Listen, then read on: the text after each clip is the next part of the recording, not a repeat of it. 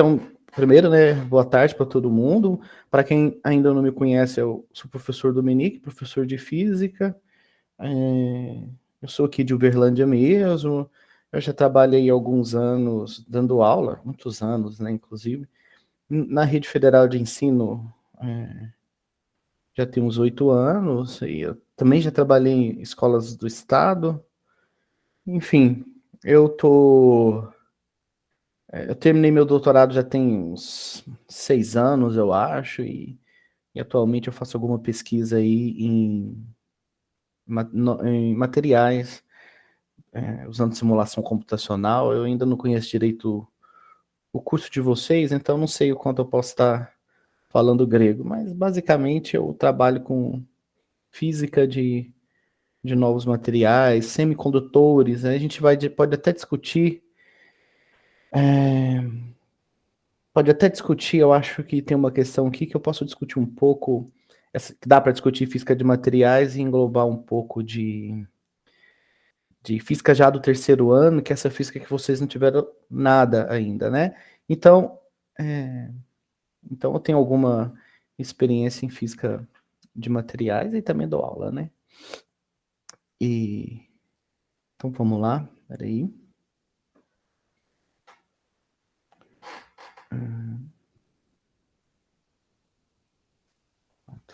Tá vendo o caderno aí, né?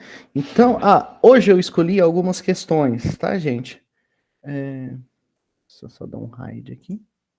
Hoje eu escolhi algumas questões, mas da próxima vez que for ter uma aula de física, vocês podem se juntar, escolher as questões e me enviar previamente, pelo menos com uns 4 dias antes, para que eu possa preparar, tá? E aí fiquem à vontade de, de fazer isso da próxima vez. Então, por isso, hoje eu escolhi algumas questões, tá? Começar aqui por essa questão. Todas são questões ou do último Enem, só um pouquinho. São questões ou do último Enem ou do vestibular, tá bom? Eu acho que foi essa instrução que o João me deu, o João conversou comigo e a Pietra também. Não é isso? São questões do Enem e do vestibular UFO, né, Pietra? Isso. Tá. Professor, aproveitando só para tirar uma dúvida com o senhor, a gente deixa aberto para os professores. O que você prefere em relação da gente tirar as dúvidas? Você prefere que a gente levante a mão e abra o Não, áudio ou pelo chat? não, pode interromper na hora, tá? Tranquilo então. Tá, pode interromper na hora, eu prefiro. Deixa eu só ver se a transmissão vai acontecer, porque senão eu vou ter que... Tá acontecendo alguma coisa, peraí. Quando eu tô escrevendo, tá aparecendo para vocês? Eu escrevendo? Sim. Sim. Eu tô fazendo uns rabiscos aí, não é? Ou não? Isso. Tá. Tá, Então, bolinhas. eu vou fazer uma coisa diferente. Eu também vou entrar na sala pelo meu celular, sabe por quê? Para eu poder ver como é que tá saindo na tela. Acho que não vai dar problema não, se eu entrar. Só um pouquinho. Vou ter que só baixar o volume aqui, peraí. Pronto. Porque agora eu vou ver como é que vai sair quando eu digitar aqui, porque não vai ter jeito de eu ver aqui na tela. Pronto. Bom, deixa eu só...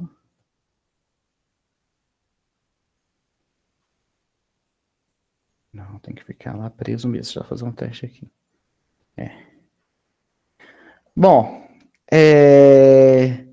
então eu vou começar por essa questão. Essa questão ela é da parte de... só mais uma pergunta. São todos alunos do terceiro ano? Ou tem gente do segundo, gente do primeiro? Não, são todos alunos dos terceiros. São todos do terceiro. Tá bom. Para mim ia ter gente de outro período. Enfim, essa questão, né, ela está dentro de termodinâmica. E vocês sabem, então, que termodinâmica é a parte da física que estuda aí as relações da temperatura e o que o efeito da mudança de temperatura causa nos corpos, né? Então, vocês devem se lembrar que vocês estudaram, por exemplo, as propriedades dos termômetros, né? Vocês sabem que, por exemplo, a medida de temperatura no Brasil, né? A gente usa um tipo de escala, mas em um ou outro país é outro tipo de escala. Então, você tem a comparação, por exemplo, entre a escala de uma medida de temperatura em graus Celsius e outras em Fahrenheit.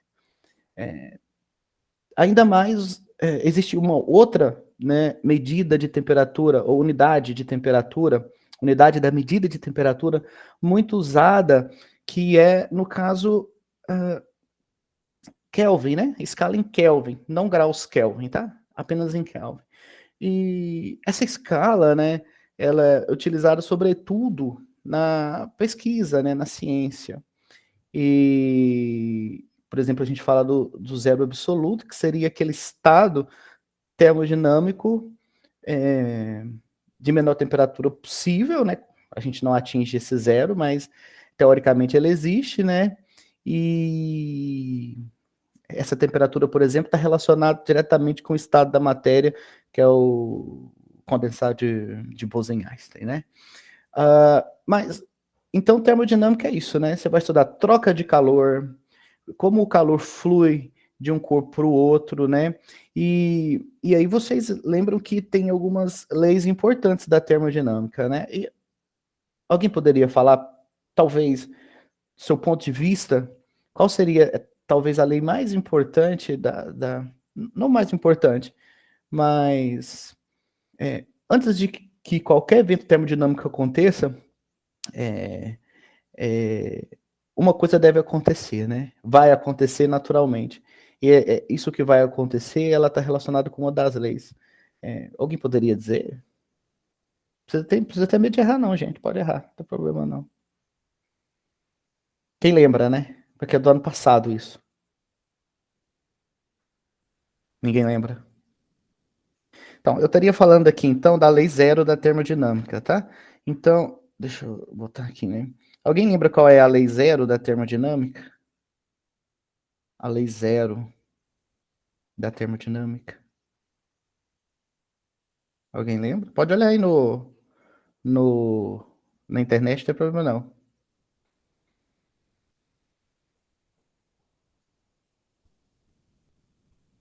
Alguém? Ninguém? Deixa eu olhar aqui no chat. Estão me escutando? Estamos sim, essa que a gente não lembra mesmo.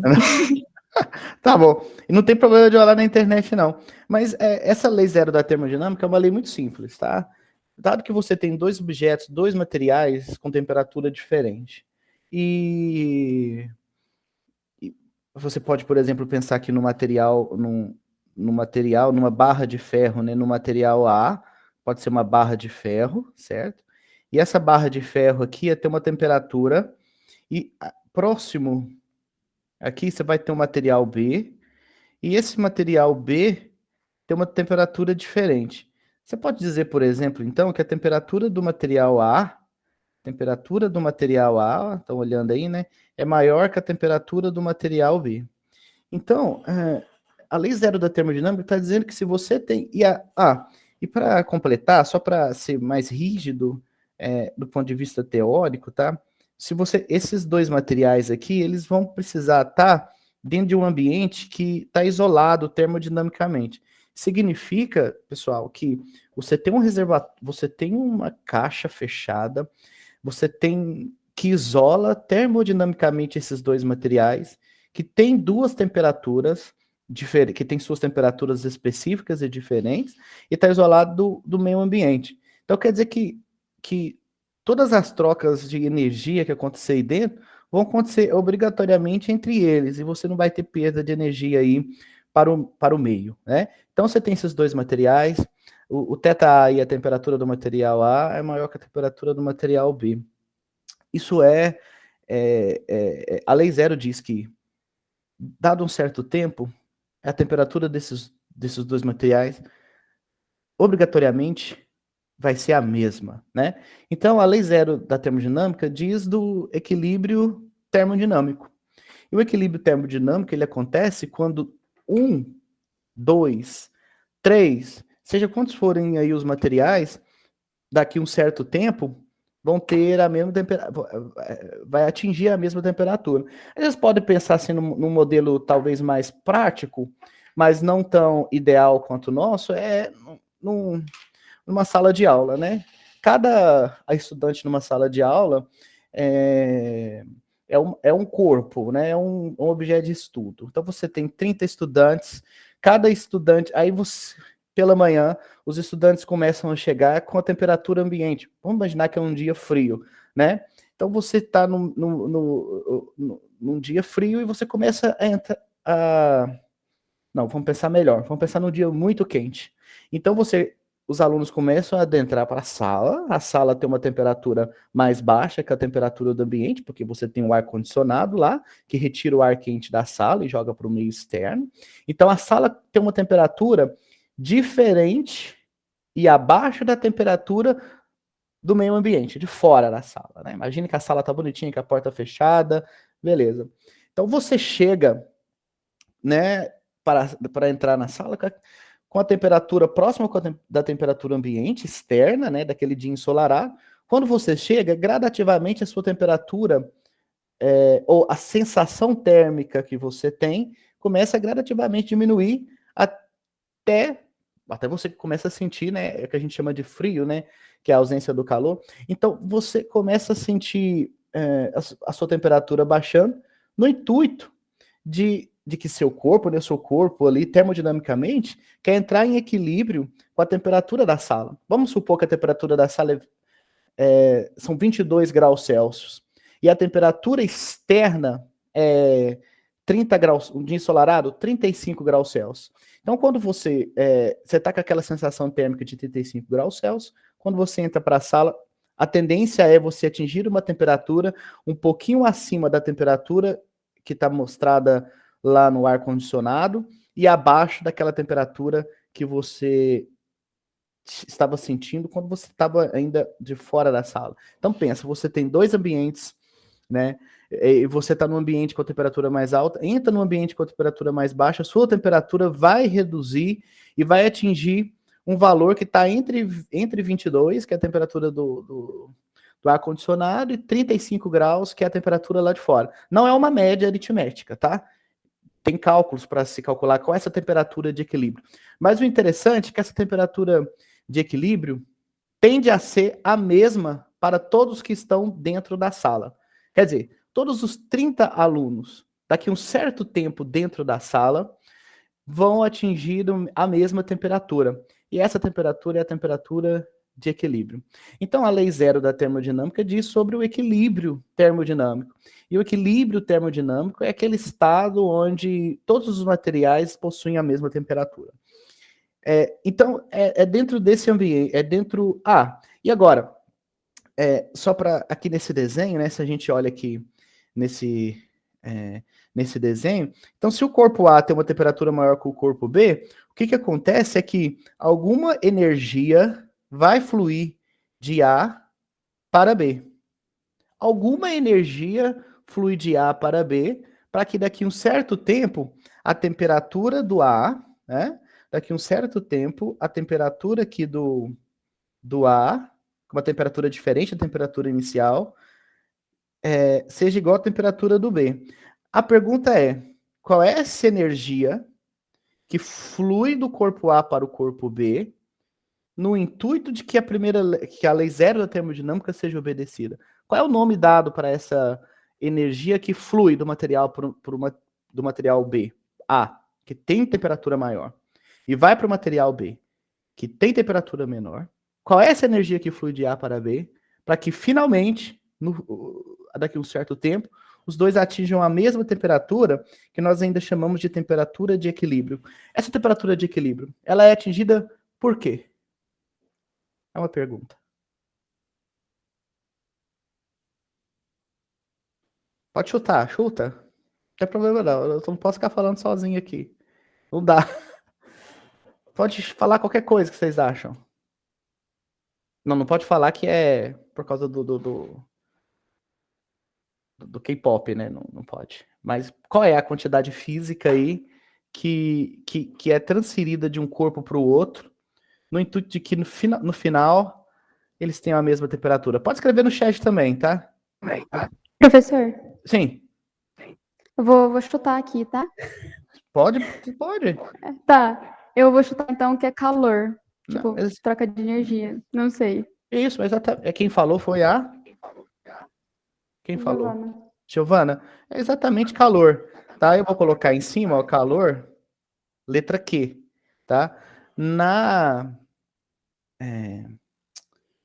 física, né, o calor é representado aí pela letra Q, né, acho que tem a ver com quantidade de calor, né, quantity do inglês. Então, eu acho que tem que estudar melhor isso. Então, Q é o calor, né, e ou você fala energia em trânsito ou você fala calor. Calor é isso, essa energia transitória entre corpos que flui até que todos atinjam a mesma temperatura. Aí a pergunta é, e podem responder no chat, se essa troca de calor só deve surgir, se essa energia em trânsito só existe enquanto as temperaturas são diferentes, o que deve acontecer com, com esse trânsito de calor quando os materiais atingem a mesma temperatura? O que deve acontecer?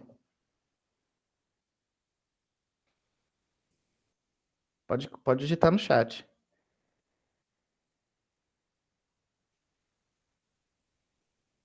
Alguém chuta? O que vocês acham que vai acontecer com o calor? Aí, beleza, daqui a um certo tempo, todos os estudantes da sala possuem a mesma temperatura, ou seja, atingiram o equilíbrio térmico.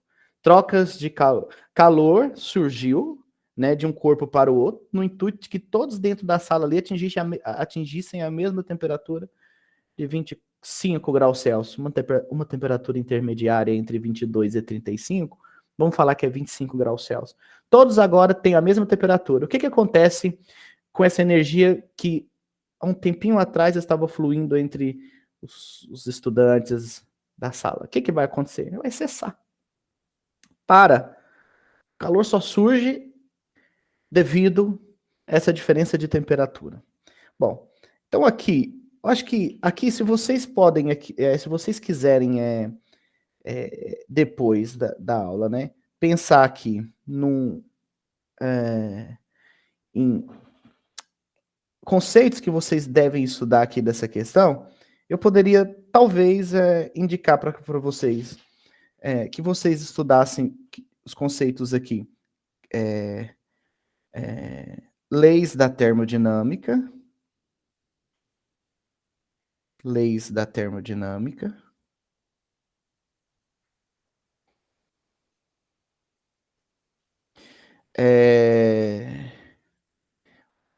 Calor. Temperatura.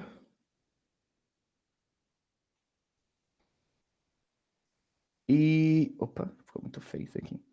Temperatura. E equilíbrio térmico. Então, talvez esses aqui sejam temas que, após a nossa aula, vocês pudessem dar uma olhadinha, tá bom? Bom, ok. Vamos agora já para o exercício, então. Depois da gente recobrar aí esses Gente, tá tudo bem o jeito que eu tô fazendo? Eu não sei como é que é direito, então tô fazendo assim. O jeito é o que você mandar. A gente deixa cada um professor seguir o jeito que ele preferir. Tá. Mas tá ótimo, sim. Tá, se quiser dar a sugestão, pode falar a sugestão também. Tá, então a questão é, né? Em uma indústria alimentícia para produção de doce de leite, utiliza-se um tacho de parede oca com uma entrada para vapor de água a 120 graus Celsius e uma saída para água líquida em equilíbrio com o vapor a 100 graus Celsius. Ao passar pela parte oca do tacho, o vapor de água transforma-se em líquido liberando energia. A parede transfere essa energia para o interior do tacho, resultando então na evaporação da água que está lá no tacho e, consequentemente, a concentração do produto. No processo de concentração do produto, é utilizada a energia proveniente somente do calor latente de vaporização, somente do calor latente de condensação, do calor sensível e do calor latente de vaporização, ou do calor sensível e do calor latente de condensação, ou do calor latente de condensação e do calor latente de vaporização. Né? Então, aqui, antes de... Bom, é porque eu vou ter que ficar algumas vezes recorrendo a alguns conceitos. Num exercício só dá para a gente pensar em muita coisa, né? Então, aqui a gente precisa olhar para a curva de aquecimento da água. O que é a curva de aquecimento, gente? Primeiro, a curva de aquecimento, apesar de chamar curva, vai ser um gráfico que não é exatamente uma... que não tem a forma de uma curva como um semicírculo, mas a gente vai ver que a curva de aquecimento da água é um gráfico que mostra todos os estados possíveis, estados da matéria, que no caso é a água, possíveis para uma dada variação de temperatura. Então, quando você olha para o aquecimento é simples. Ó, vamos pensar que esse gráfico ele tem mais ou menos essa cara aqui, quer ver? Deixa eu mostrar aqui para vocês. Então, você vai ter aqui o eixo X... duplicar, cadê? Duplicar. Vai ter aqui o eixo Y. Vou botar bem grande aqui. Vou botar um pouquinho para baixo aqui.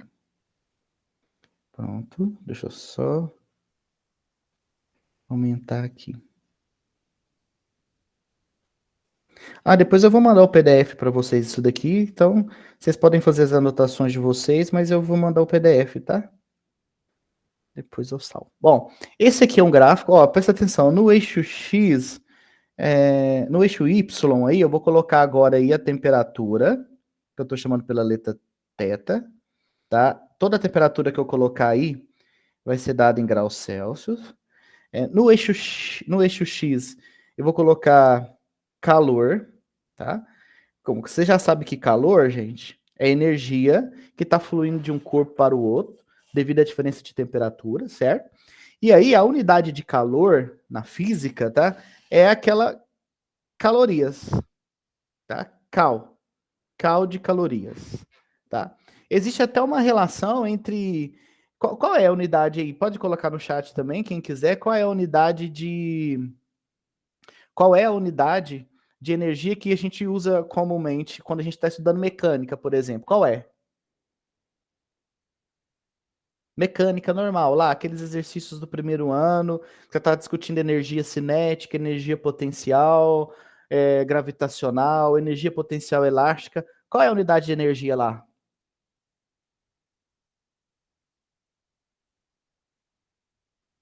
Vamos, gente, sempre pode perder, não precisa ter vergonha comigo, não. Eu sei que eu não sou muito bonita assim, não, mas não precisa ter medo, não. Qual é a unidade? Alguém botou no chat? Tô acompanhando aqui tudo, hein? Tenho várias telas, eu tenho 3 telas aqui. Joule, muito bem. Ó, Juliano, Newton é força, tá? Toda vez que tiver Newton é força. Mas o Joule, Juliano, ele é uma combinação de força com uma outra variável, a gente vai ver isso numa próxima aula, e essa combinação de força com outra variável resulta em Joule. Se você respondesse isso numa prova minha, eu ia considerar um pouco da sua questão e ia te explicar o porquê. Mas não é exatamente, Juliano, Newton. Newton é uma unidade de força, tá? E a gente vai falar um pouquinho sobre isso aqui também daqui a pouco. Deixa eu tirar a blusa que fez calor aqui. Bom, gente, vocês trabalham com água há muito tempo. Vocês, né, fizeram aí o ensino fundamental. E existem algumas temperaturas importantes para a água. Vocês bebem suco com gelo, que é a água no estado sólido, e vocês também bebem, vocês também aquecem a água para fazer café, né? Só para concluir, desculpa, Giovana e Thiago, essa sim é a unidade de energia que nós usamos comumente, Joule, mas existe então, como eu estava dizendo, calorias, calor que a gente, aquela energia, aquele trânsito, né, de energia devido à mudança de temperatura, a diferença, a gente na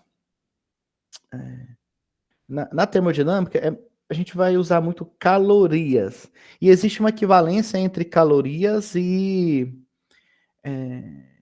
Joule. Ou seja, se você lê 1000 calorias, isso é energia. Da mesma forma que energia cinética lá em mecânica também é uma energia. São diferentes formas de energias produzidas por diferentes fenômenos físicos, mas são energias. A priori, se você falar que um carro tem energia lá de 4,16 joule, a energia cinética do móvel é 4,16 joules. Você também poderia falar que um carro que tem uma energia cinética de 4,16 joules tem uma energia de 1 caloria, porque é o equivalente. 1 caloria, isso mesmo? Eu nunca esqueço esse negócio. Quer ver? É porque eu não sempre sei 18 ou 16, eu confundo, tô velho.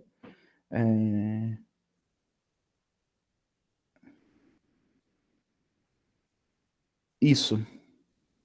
1 caloria, ó, é 18, tá? Deixa eu colocar aqui no cantinho, ó. Se você falar, qualquer coisa tem 1 caloria de energia, significa que ela tem uma energia de 4,18 joule. Tá bom? Isso aqui é o equivalente de energia calorífica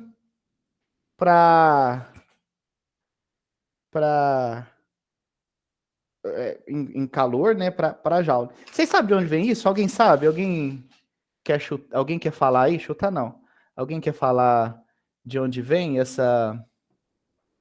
Ih, agora saiu o trem, peraí. Aqui. Alguém sabe? Alguém lembra de onde vem essa relação? Isso aqui cai em prova, hein? Alguém lembra?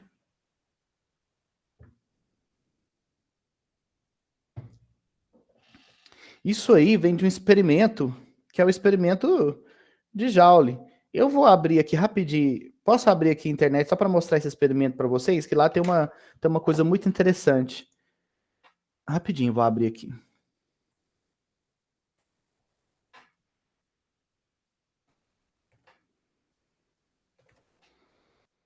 Vou pegar a imagem aqui, que aí vai ficar bem... Aqui. Eu vou compartilhar agora essa tela.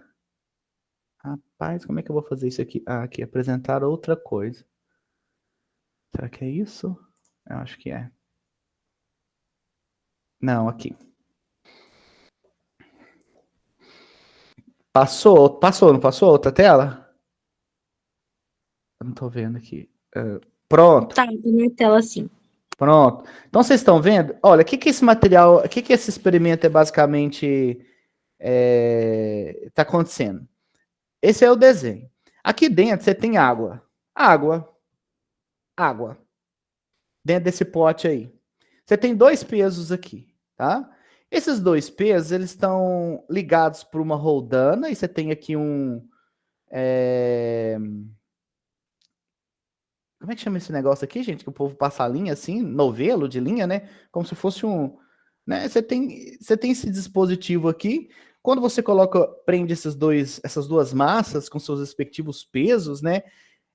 Eles vão fazer esse aparato aqui dentro. Aqui dentro você tem 2 plaquinhas que na hora que esses pesos descem, essas placas giram. O que vai acontecer quando essas 2 placas girarem? Alguém lembra? O que vai acontecer? Vai agitar a água. Não, alguém lembra não, né? O que vai acontecer? A água vai agitar. Vocês já estão aí, qual é o professor de química mesmo aí de vocês? Eu não lembro o nome dele.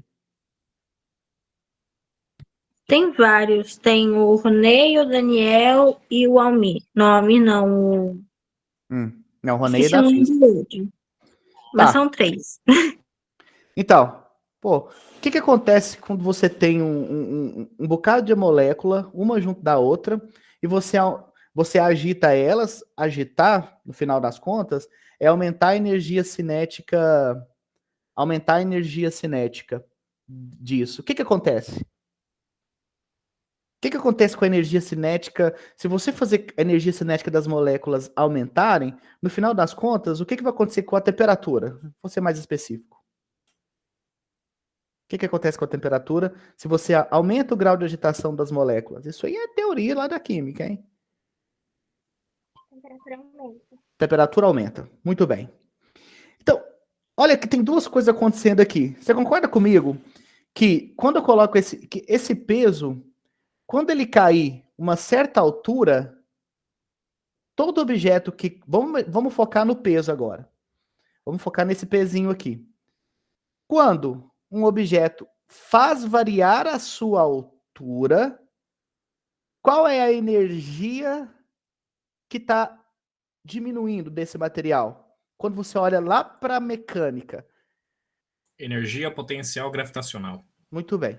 Energia potencial gravitacional. O que está acontecendo com a energia potencial gravitacional? Ela está diminuindo à medida que a energia cinética aumenta. Isso aí é para quê? Para obedecer o princípio da conservação de energia. Mas aqui você tem uma resistência. Qual é a resistência? Ora, ele não cai com a aceleração da gravidade, ele cai com uma aceleração um pouco menor que a aceleração da gravidade. Por quê? Porque o aparato que está dentro da água, aquelas plaquinhas, existe o atrito dessas plaquinhas com a água, que faz reduzir a velocidade com que ele cai. Mas quem falou foi... Quem disse? Quem falou agora? Quem falou comigo agora? Eu não sei. Fala o nome aí. Thiago. Ah, Thiago. Então, Thiago, se você pega um exercício comum, né? Quando o objeto cai, a energia potencial gravitacional diminui, ao passo que a cinética aumenta, né? Você tem uma compensação, mas aqui a gente ainda teria que incluir na conta uma energia de resistência que tá lá dentro devido ao contato da placa com a água. Mas pronto.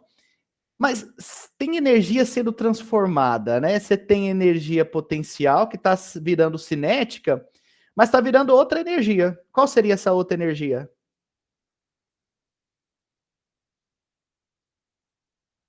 O calor.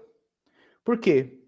Quando esse objeto cai, um pouquinho da energia é cinética, está sendo transformada. Quando esse objeto desce, parte da energia está virando energia cinética, mas parte da energia está sendo utilizada para agitar a água.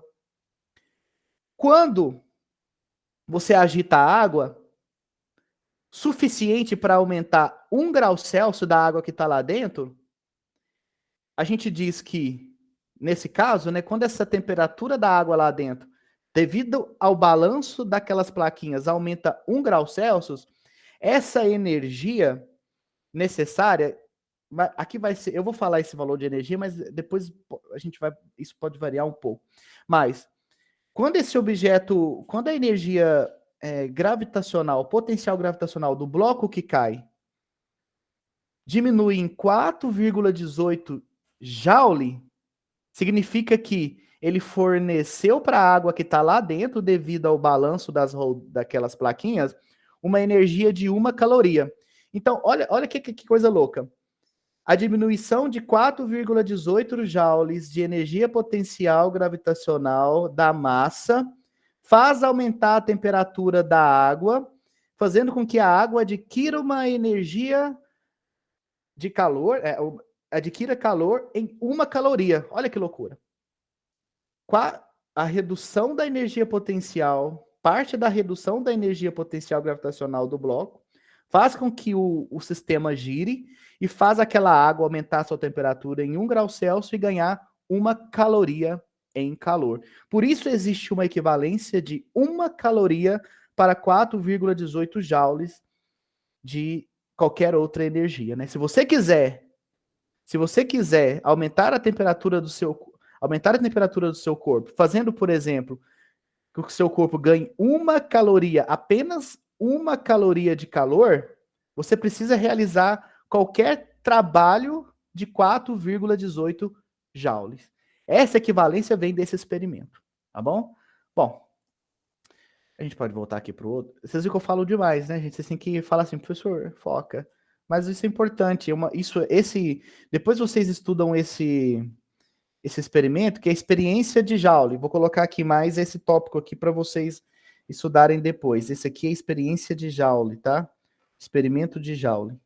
Então, estudam, eu estou colocando aqui naquela listinha, eu já vou começar a transmitir para vocês de novo. Estudem aí a experiência de Joule. Bom. Tem que... Eu vou compartilhar ela de novo. Peraí aqui. Aqui é idoso com a internet e a gente tem problema com a internet, idoso. Vamos lá. Uai, peraí. Não. Aqui. Voltou, né? Não. Aí, acho que agora voltou. Pronto. Aí, eu coloquei experimento de Joule nessa listinha do lado. Voltando para esse gráfico. Pronto. Então, a gente sabe, isso é outra coisa, é igual a 4,18 Joule. Então, existe uma correlação, então, existe uma correlação entre caloria, que é a unidade que é referente a calor, que é aquela energia que flui, e a energia que a gente estuda mesmo lá na mecânica, tá? Que é dada em Joule. Deixa eu... Só um pouco que eu vou...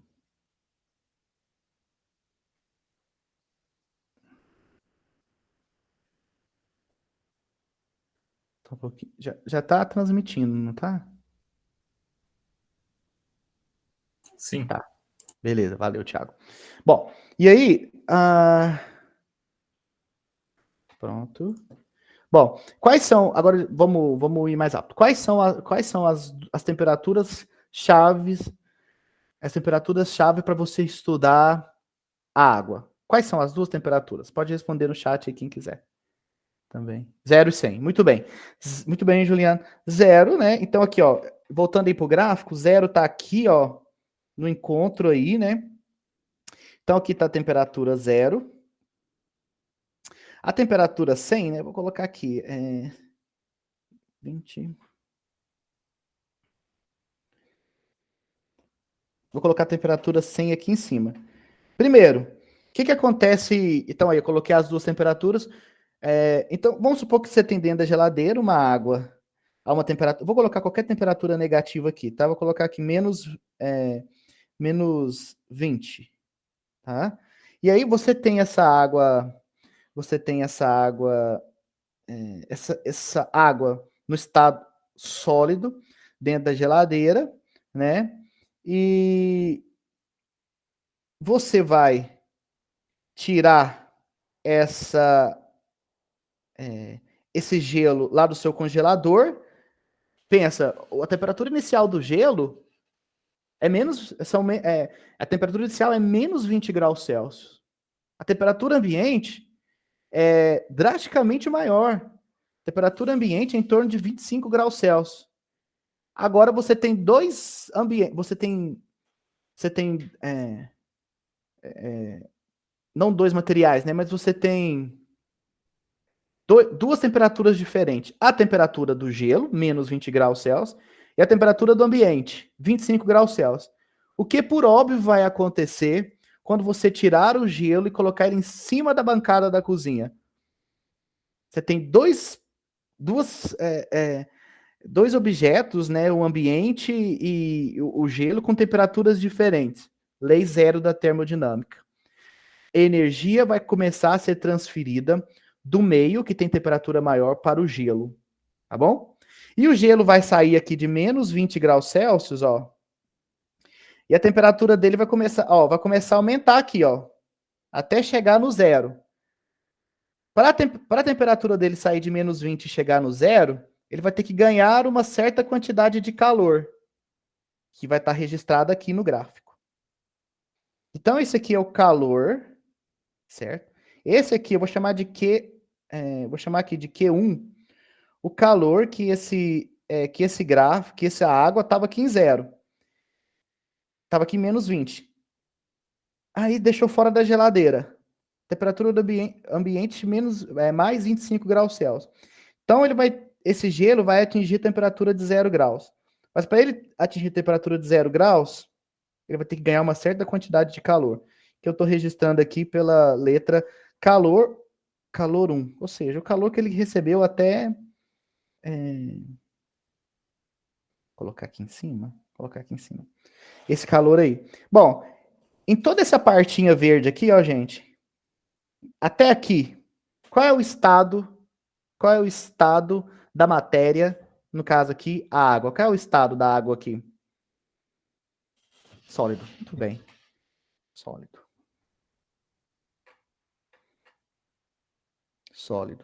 O que acontece com a água, então, quando ela atinge o 0 graus Celsius?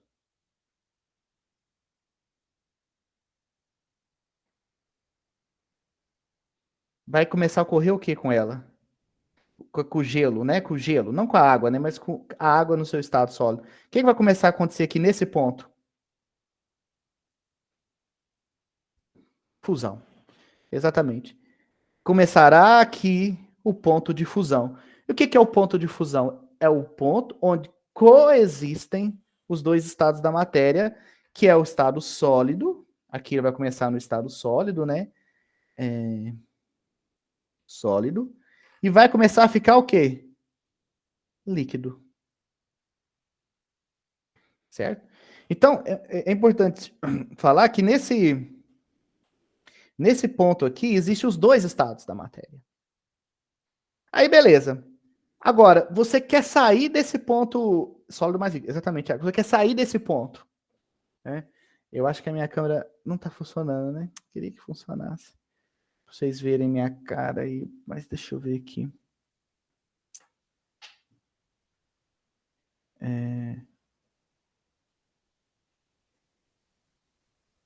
Deixa eu ver aqui.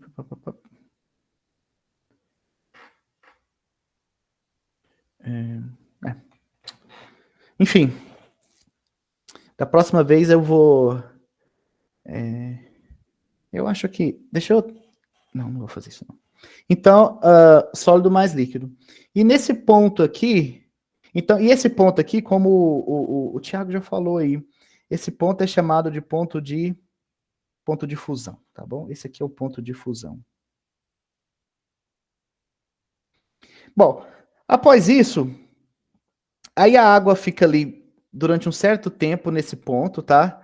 Aí vem a próxima etapa. Todo o gelo virou água. Depois que todo o gelo virou água,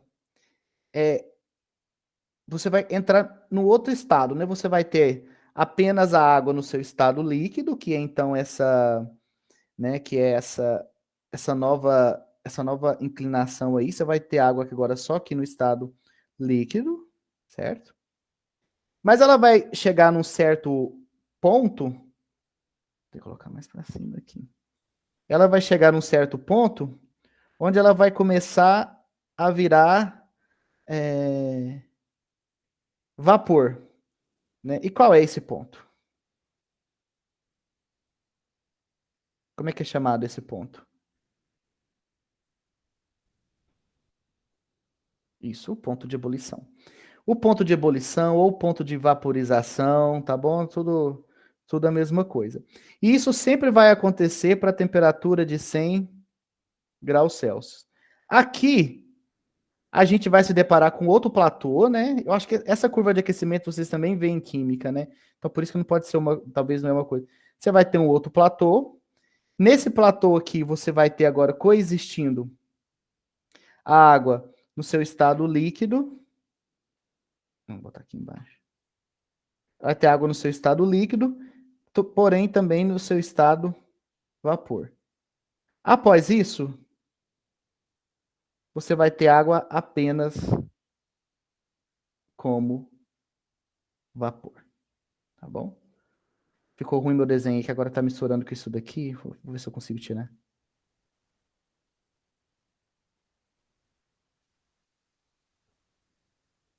Tô craque aí no negócio, viu, né? Aqui vai ser só vapor. Certo? Isso aqui, então, gente, a gente chama de curva de aquecimento. Isso aqui é a curva de aquecimento da água. Ó, essa curva tem para qualquer material que você estiver analisando, tá bom? E esse ponto aqui em cima, né, só para completar aqui, é o ponto de ebulição.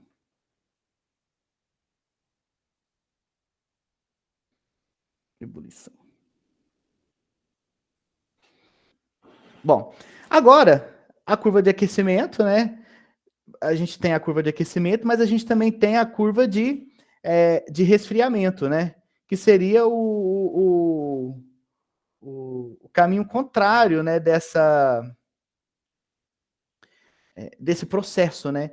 Então, quer dizer, eu quero dizer isso aqui. Aqui, ó, olha aqui para essa parte aqui, ó, sólida. Eu vou colocar aqui, ó. O caminho do aquecimento é assim, ó, com a setinha apontada para lá, ó. Tá? Eu vou colocar esse caminho aqui. Vou botar de verde mesmo. Então, o aquecimento seria esse sentido aqui da reação, né? Você está indo nesse sentido. Né? Aqui também, aqui, está indo aqui nesse sentido. Pronto. Mas também pode acontecer o contrário, tá? Você pode ter o vapor, você pode sair daqui, ó. Você pode sair daqui e fazer o caminho contrário. Você tem o vapor e aí você vai começar agora o processo oposto, né? Então você vai sair de vapor, você vai fazer, de alguma forma, você vai retirar a energia do vapor, vai fazer o vapor chegar naquele ponto que era onde tinha o estado líquido mais gasoso, ok? E, quer dizer, você vai começar a fazer com que o vapor comece a virar líquido. Quando você vem para o sentido contrário, o nome disso chama-se condensação ou liquefação, tá bom? Então, se você vem pelo contrário, você vai fazer um processo que a gente chama de condensação ou liquefação, tá bom? Então, isso aqui é quando a setinha, é quando você está fazendo o contrário, quando você está... Eu não vou colocar a setinha ali, senão o desenho vai ficar muito bagunçado. Mas quando você está fazendo o caminho contrário, chama-se condensação. E aí depois, aí você vai retirando energia, aí todo o vapor que passou pelo ponto de condensação, agora está líquido, vai chegar aqui e vai começar a ficar sólido, né? Que é o processo de resfriamento para fazer gelo, né? O que você está fazendo aqui agora? Fusão você fez no processo do sólido virar líquido. O processo contrário, do líquido virar sólido, intuitivamente é solidificação. No mesmo gráfico, então, se você estiver analisando a curva que a gente chama de resfriamento, ou seja, fazendo o caminho contrário. E no final das contas, você vai ter sólido de novo. Então, você tem a curva de aquecimento, né? Mas também você pode ter a curva de resfriamento, que seria essa parte em azul que eu coloquei aí. Certo? Alguém quer fazer alguma pergunta de alguma coisa que eu falei que pode estar...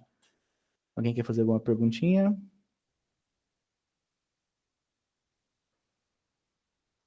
Não, né? Bom, deixa eu ver aqui que eu... Da próxima vez eu vou garantir que eu vou arrumar essa câmera aqui. Eu tô até tentando ver para botar aqui no... quer ver? Vamos aqui, só aqui. Aqui. Não, deixa eu ver aqui.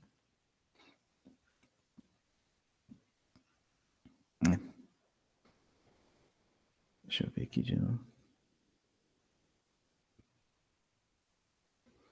Bom. Bom, aí vamos...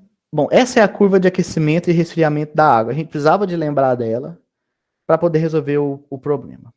Então, ele está falando aqui, vamos voltar agora para a gente poder entender, porque basicamente, olha, não sei se depois, agora que eu apresentei para vocês essa curva, se vai ficar talvez mais tranquilo e entender o enunciado do exercício. Vamos ver. Se não, vocês podem falar aí, a gente discute mais. Então, olha, o enunciado.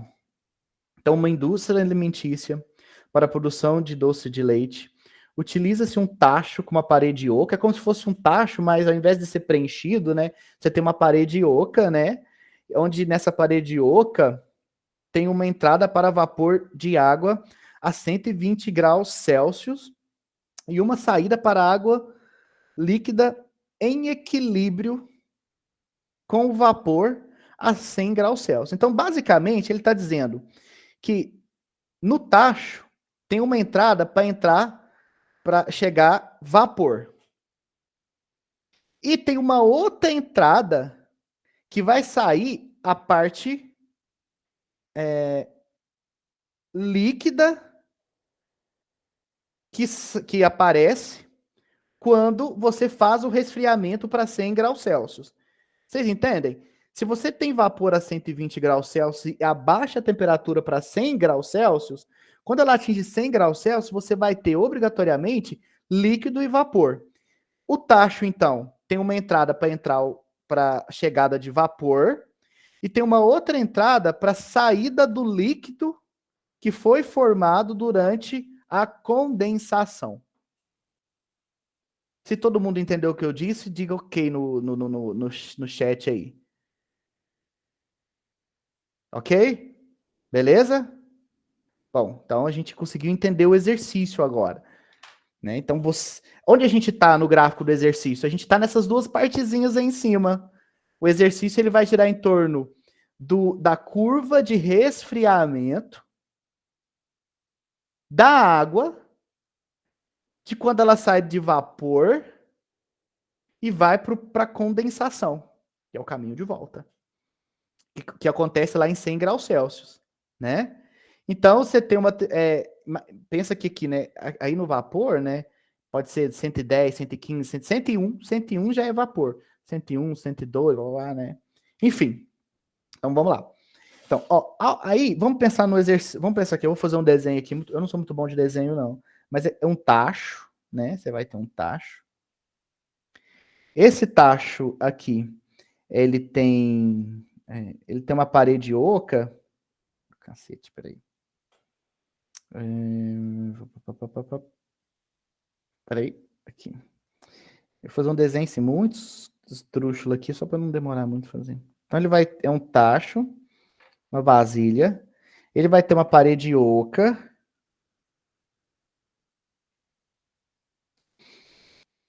Né? Lembrando que aqui dentro tem doce de leite, certo?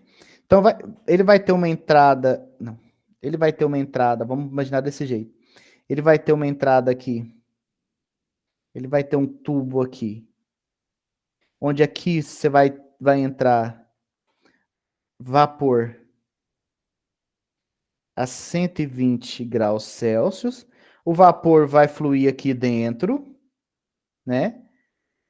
Só que ele vai daqui a um certo tempo, o que o vapor vai fazer? O vapor vai perder, vai transferir energia para o doce de leite. Por isso que o doce de leite vai começar a aumentar a temperatura dele. A pergunta é, qual é a energia que está saindo do vapor de água e indo para o doce de leite? Qual é a energia?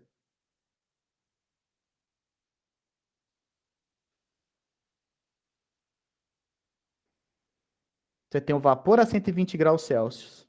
Você tem o doce de leite que inicialmente está a temperatura ambiente. O cara jogou o doce de leite lá, está preparando. A temperatura do doce de leite está menor que a temperatura do vapor que está nessa região oca. Então você tem um doce de leite com a temperatura menor que a temperatura do vapor. O que vai acontecer? O que o vapor vai fazer? Vai doar o que para o doce de leite?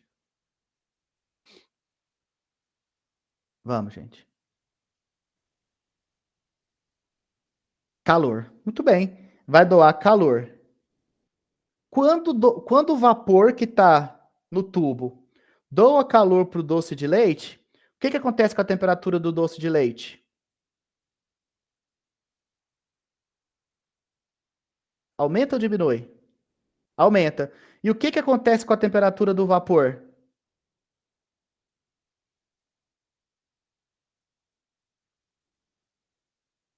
Diminui.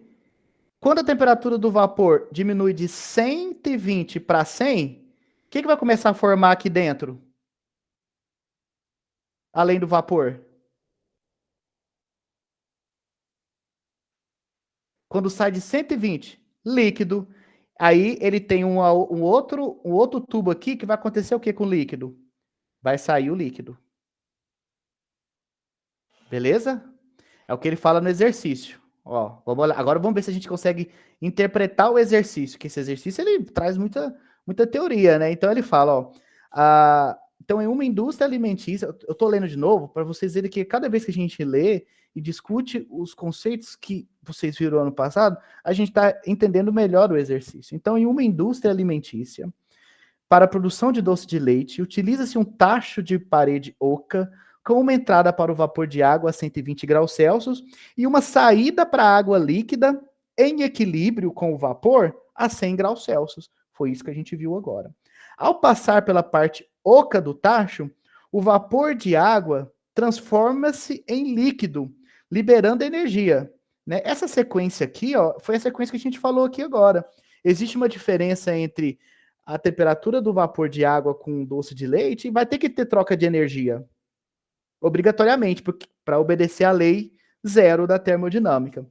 Então a parede, né, através da parede, transfere essa energia para o interior do tacho. Então, ó, através da parede, o calor sai do vapor, vai para o doce de leite, resultando na evaporação da água que está no doce de leite, porque o processo de fazer o doce de leite é você reduzir a água que está no doce de leite.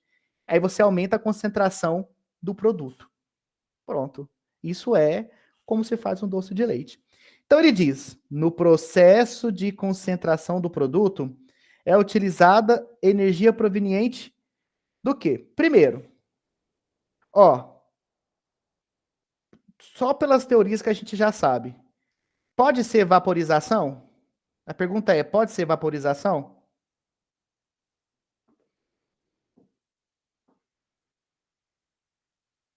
A gente, não. Por que não pode? Porque a água está condensando, né? O vapor de água está sendo condensado e não o Exatamente. inverso. A vaporização nós temos quando ela está saindo do líquido para ir para o gás. Exato. Exato. É o que o Thiago falou. Então, só por saber a diferença do processo da curva de aquecimento para a curva de resfriamento, a gente já elimina aí a letra a gente já elimina a letra C e a gente elimina a letra E. Tá bom? Certo? Aí ele está falando, somente, aí falta a letra B e a letra D. Agora eu vou comentar com vocês outros dois conceitos. Bom, a gente já viu que para sair de um estado, ou seja, para o estado de fusão, para ele sair do estado sólido e chegar no vapor, aconteceram dois momentos cruciais que está aí na imagem: o ponto de fusão e de ebulição, quando estava aquecendo. No caminho contrário, aconteceu a condensação, que está em azul, e a solidificação. Esses dois pontos são muito importantes, tá? Porque para tudo isso acontecer, a água teve que receber calor. Ah, de quem? Ah, da chama do fogão, e etc. Não importa isso aqui agora, tá? Existem dois tipos de calor referenciados a processo de aquecimento e resfriamento, tá bom? Ou seja, se teve troca de calor, esse calor, quando tem troca de calor, você vai ter que obrigatoriamente olhar para o estado da matéria. Eu vou fazer duas perguntas. Nesse gráfico, existem 3 pontos onde a matéria, o estado da matéria, quais são os estados da matéria? Sólido, líquido, gasoso plasma e o condensado de Bose-Einstein. Tem mais um aí que o povo fala, mas ainda não está provado direito. Bom, então, mas a gente não está olhando para condensado de Bose-Einstein nem para plasma, ok? Então, para nós aqui vai interessar 3 estados importantes: sólido, que é esse primeiro aqui embaixo, né? Líquido, que é esse aqui nessa outra inclinação, e vapor. Tá bom? Bom, gente, para ele sair aqui, ó, de sólido e chegar no ponto de fusão, ele recebeu essa quantidade aqui de calor, ó. Vou marcar aqui em rosa. Ó, saiu aqui, ó, recebeu aqui de calor, ó. Certo? Vamos supor que para chegar aqui, no lugar desse Q1 aqui, eu vou colocar um valor. Ô, cacete, peraí. Aqui. Deixa eu cortar isso aqui. Vamos supor que isso aqui foram 1000 calorias. Peraí. 1000 calorias. Não. Nossa senhora, tô apanhando aqui. 1000 calorias, ó. Então vamos supor que para sair de menos 20 e chegar aqui no, ó, para fazer esse passo aqui, ó, ele tá saindo de menos 20 da temperatura, olha, ó, saindo de menos 20, indo para 0, e ele recebeu 1000 calorias. Isso é calor. Então ele recebeu 1000 calorias em forma de calor da chama do fogão, por exemplo, para sair de menos 20 e chegar a 0. Esse calor, aí representado pela letra Q, tá? Assim, ó. Q. Então ele recebeu 1000 calorias para aumentar para a temperatura.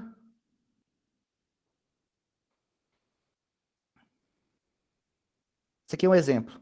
Variar. Quanto que variou a temperatura? Quanto? Aqui, de acordo com esse meu exemplo. Variou quanto a temperatura?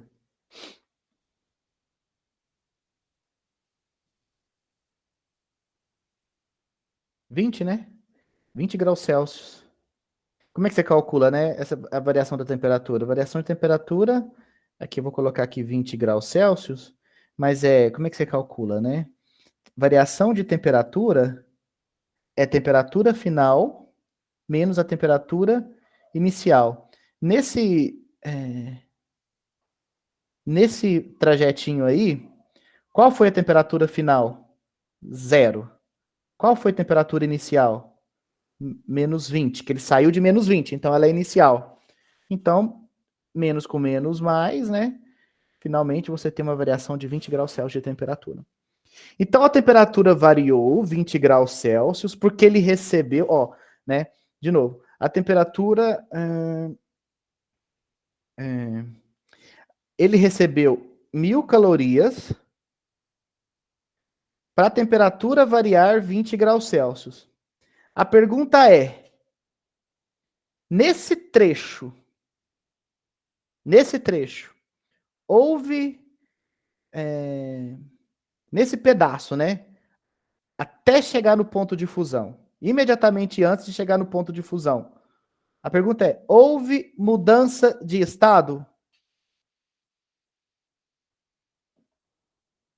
Houve mudança de estado? Foi do estado sólido para o estado líquido? Não. Nesse pedacinho aqui, então, não houve mudança de estado. Nesse pedaço que não houve mudança de estados, ele recebeu 1000 calorias, então, né, em forma de calor de uma fonte. Para esse calor aqui, nós chamamos então de calor, igual ele está chamando aqui, calor sensível. O que é então calor sensível? É o calor que qualquer coisa recebe, calor cedido, tá? Ou recebido, mas que não há mudança de estado. Então, calor, a gente pode falar calor recebido ou cedido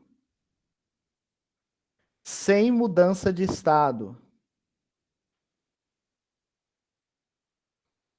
Sem mudança de estado da matéria. Tudo bem? A gente já está fazendo um resumão grande. Ó, vocês estão achando que está demorando para resolver, não tá? Fala aí. Tá demorando?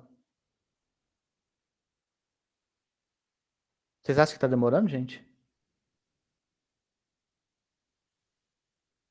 Não, né? Isso, então, igual o Thiago falou, parece que tá demorando, mas não tá não. A gente vai fazer mais aulas, né?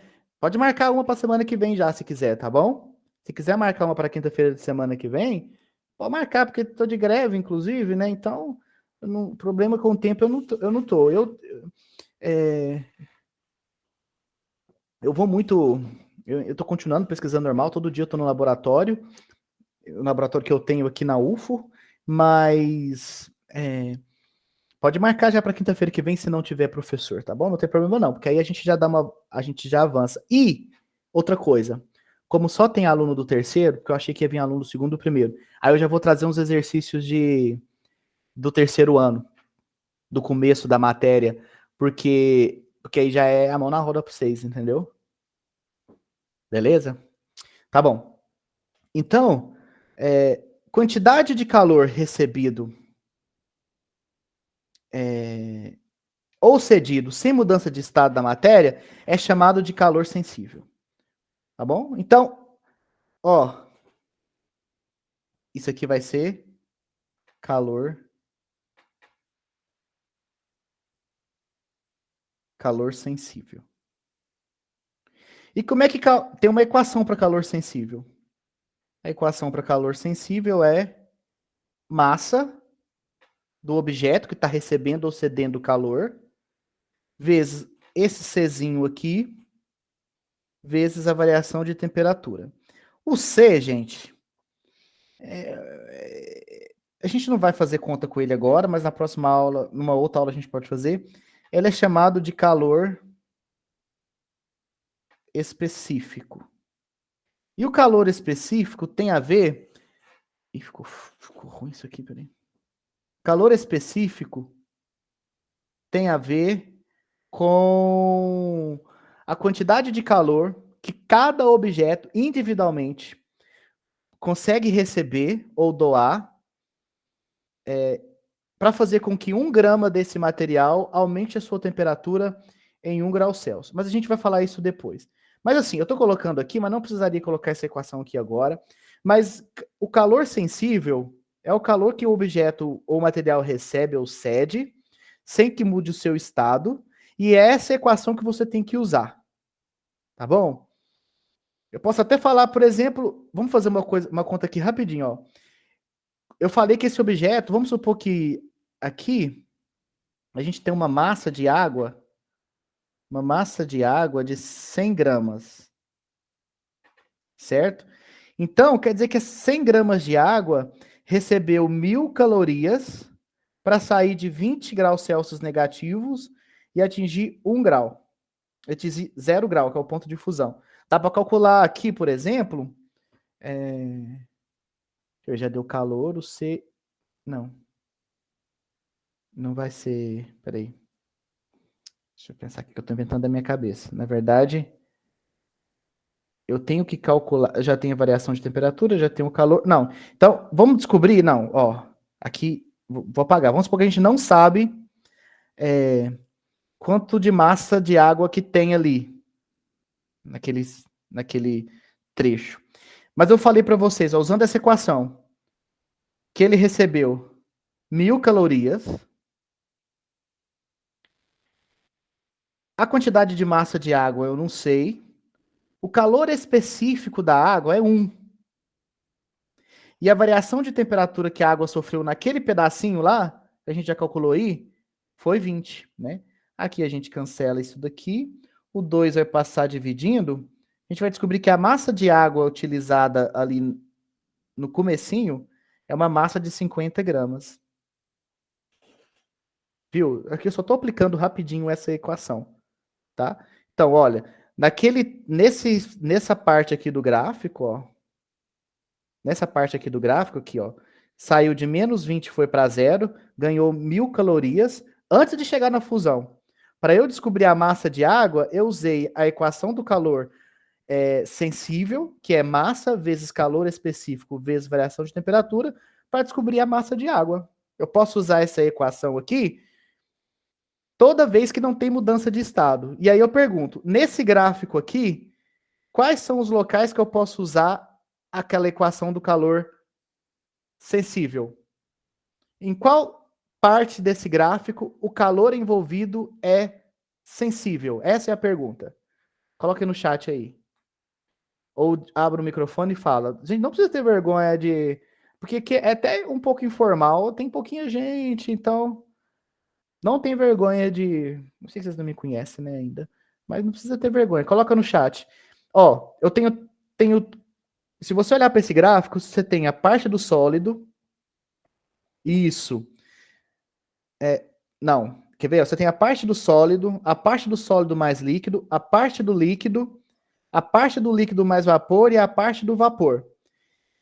Dessas 1, 2, 3, 4, 5 partes que eu falei, em quais partes estão o calor envolvido é o calor sensível, que não há mudança de estado. Não há mudança de estado. Sólido, líquido e vapor. Sólido, líquido e vapor. Tá, Ana Paula? Então, no ponto, ó, aqui é calor sensível no sólido. Aqui no líquido é calor sensível. E aqui no vapor é calor sensível. Tá bom? E aí, pronto. Nesses dois gráficos aqui, existem apenas 2 pontos em que há mudança de estado. Quais são esses 2 pontos? Se for no aquecimento, fusão e ebulição. Se for no resfriamento, condensação e solidificação. E aí, agora passar aqui para a página de baixo. E aqui agora, quando existe mudança de estado, quando existe mudança de estado,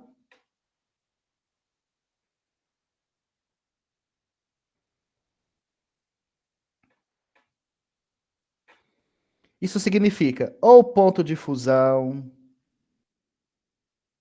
ou ponto de vaporização,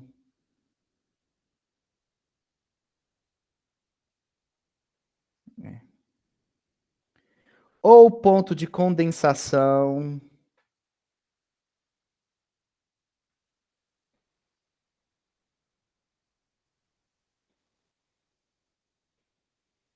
ou ponto de solidificação, solidificação, né? Qualquer desses pontos, o calor envolvido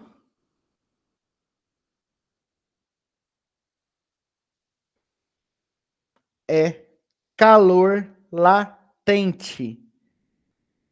Calor latente. Peraí. Calor latente.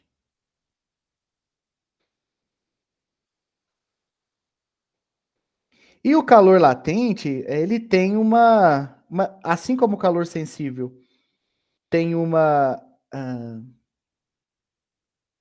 equação, o calor latente também tem. Ih, peguei errado aqui.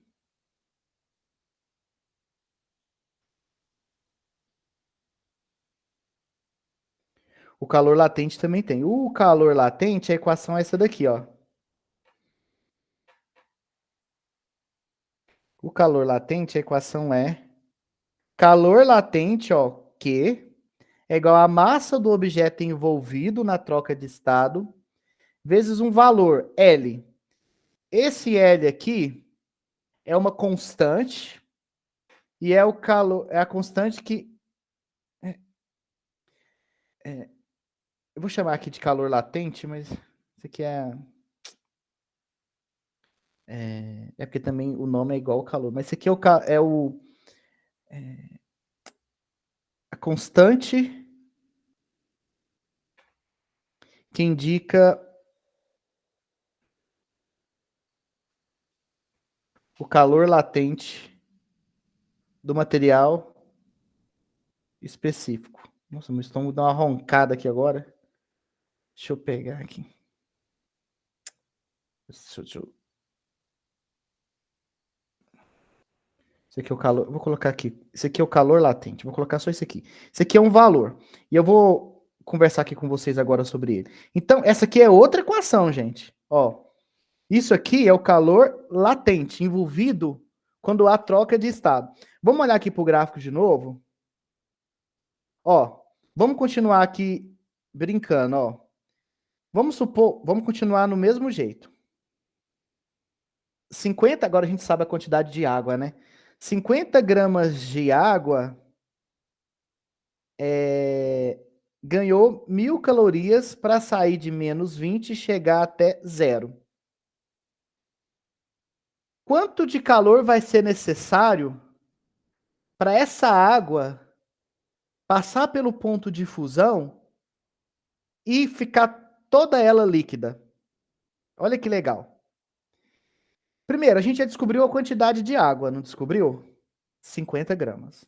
Estamos aqui, a gente está fazendo aqui de acordo com esse exemplo. Agora, ele recebeu 1.000 até aqui. Quanto que ele vai receber aqui agora nesse pedaço? Primeiro, gente, olhando para esse gráfico aí, qual é a variação da temperatura no ponto de fusão? Quanto que variou a temperatura no ponto de fusão?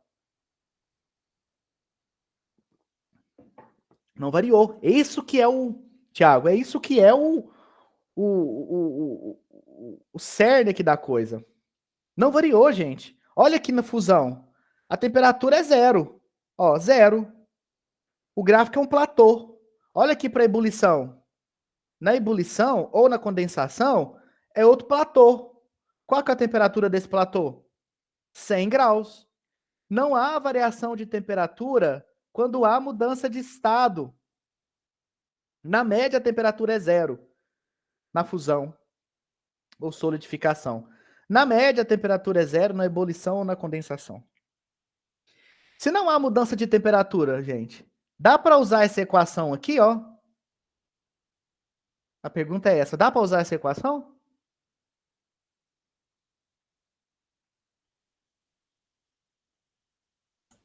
Não, porque se não houve mudança de temperatura, o delta T é zero. E se é zero, ele anula a equação toda. Anula a equação toda, e aí não é fisicamente coerente, né, Tiago? Dizer que na fusão ele não recebeu calor, o calor é zero? Não. Então, isso aqui é uma outra dica de que, se você está tratando de estado termodinâmico com mudança de estado, ou seja, está passando de sólido para líquido ou de líquido para gás, o calor não é sensível. O calor recebido não é sensível à mudança de temperatura. O calor que é sensível à mudança de temperatura é o calor que acontece quando não tem mudança de estado. Se você olhar então aqui nesse pedaço, ó, esse pedacinho aqui, vamos voltar aqui, ó, esse pedaço aqui. Até nesse ponto aqui, ó, eu vou fazer uma... Até nesse ponto aqui, ó, ele já recebeu quanto de calor? 1.000. Agora eu vou querer saber quanto que ele vai receber nesse pedaço aqui, ó. Para saber quanto que ele vai receber nesse pedaço, tem que usar a outra equação que eu mostrei lá. Calor latente. A gente calculou a quantidade de água, que foi 50 gramas.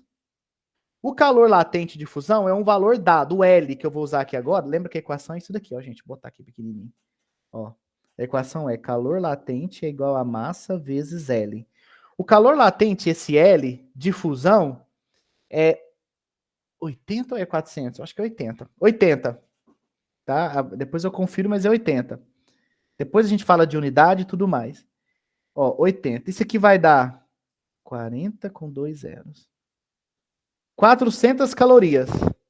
Então, pensa, a 50 gramas de água, quando era gelo, a 50 gramas, para sair de menos 20 e chegar em 20, recebeu 1.000 calorias. Essas 1.000 calorias é calor sensível. Atingiu o ponto de fusão. Agora é calor latente. Quanto que ele recebeu de calor latente? 400 calorias. No final desse processo, aqui, ó, onde eu vou colocar de rosa de novo. Aqui, ó. Nesse pontozinho aqui, ó. Quanto de calor ele já vai ter recebido no total? No total. Quanto que ele recebeu aqui? Até chegar aqui no final do ponto de fusão. 1.400 calorias. Tudo bem isso daqui? Recebeu 1.000 aqui. No ponto de fusão, recebeu mais 400 em calor latente. Que somado aos 1.000 que ele já tinha recebido para chegar no ponto de fusão, agora ele recebeu o quê? 1.400. Total. Recebeu 1.000 para deixar de virar gelo. Recebeu mais 400 para todo o gelo virar água. E agora a gente poderia continuar brincando com isso daqui, mas eu não vou não, porque agora eu quero olhar de trás para frente. Primeiro, a gente já viu então, voltando aqui no enunciado, né, que a vaporização não acontece porque a curva é de resfriamento, então só pode acontecer condensação. Então, na verdade, quando você olha para esse exercício, aqui dentro do... Peraí, gente. Nossa senhora, peraí. Aqui. Foi mal que deu pau. Aqui dentro do tacho, entra vapor a 120 graus, ou seja, essa parte aqui do gráfico, ó, entra vapor, e chega uma hora que o vapor começa a virar líquido, ou seja, chega aqui na condensação. Então, esse exercício, quando a gente olha para a curva de aquecimento, ele está nesse pedacinho aqui só, que está mostrando aí agora, ó. Certo? Ele está nesses dois pedaços. E aí a pergunta é, qual que é o calor envolvido aqui no vapor? Que tipo de calor? Sensível ou latente? No vapor. Sensível. Quando diminui a temperatura e ele chega aqui, que tipo de calor que está envolvido? Latente. Para fazer o doce de leite, ele não teve que chegar nesse ponto aqui? Obrigatoriamente, o exercício está falando. Ele chegou. Então, ó, se a gente olhar aqui para o exercício, ó, vou olhar aqui no enunciado, ó. Ele fala, né? A parede transfere energia para o tacho, resultando na evaporação da água e, consequentemente, na concentração do produto. Então, acontece esses dois processos. Então, a letra B, que é o que sobra para a gente aqui, está dizendo só tem calor latente de condensação? Não. Primeiro, tem calor sensível, porque o vapor tem que diminuir a temperatura dele. E vai ter também calor latente de condensação, porque ele vai ter que... O vapor vai ter que reduzir a temperatura. Aqui, ó, vai ter que fazer isso aqui, ó. Vai ter que reduzir a temperatura e depois vai ter que começar a condensar. Nesse pedacinho aqui você tem... Opa, peraí. Então vai acontecer isso aqui, ó.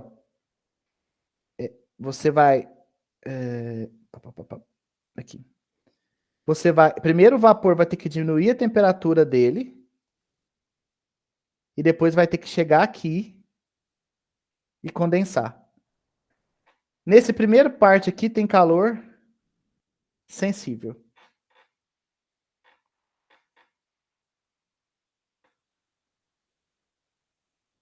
Nessa outra parte aqui, a gente vai ter calor latente. Então é calor sensível e calor latente de condensação. Por isso, a resposta certa é a resposta D. Deu para relembrar alguma coisa, gente, resolvendo essa questão?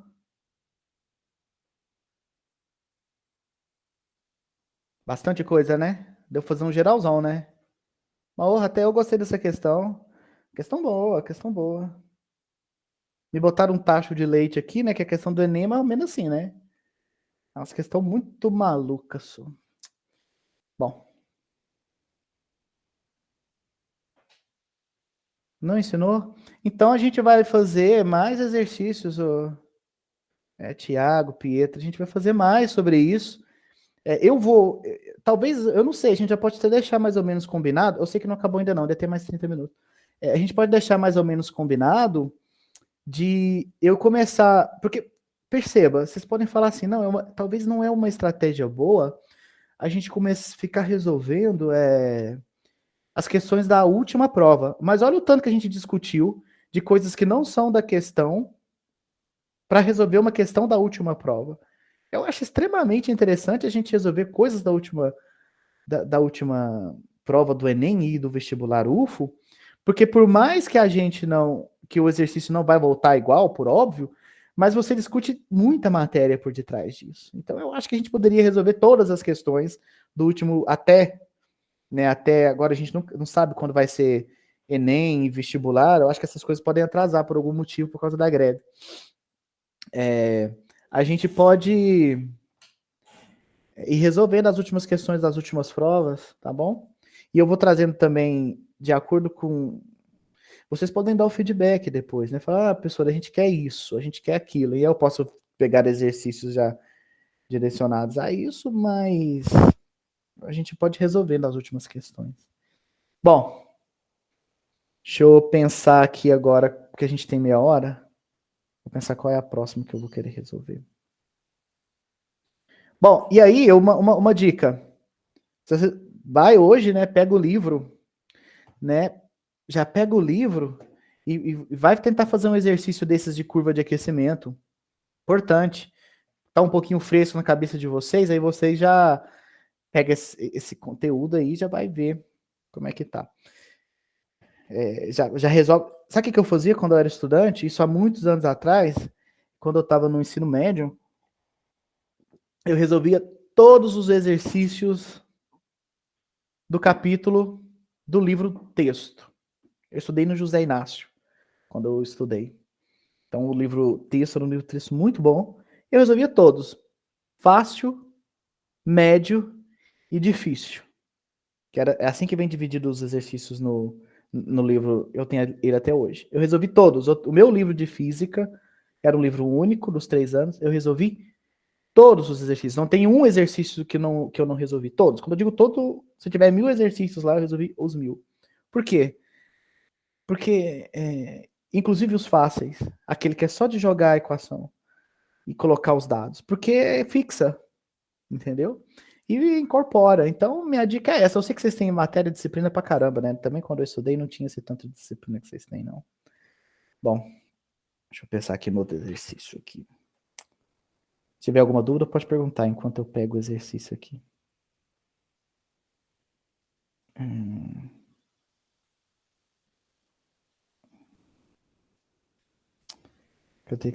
Cadê?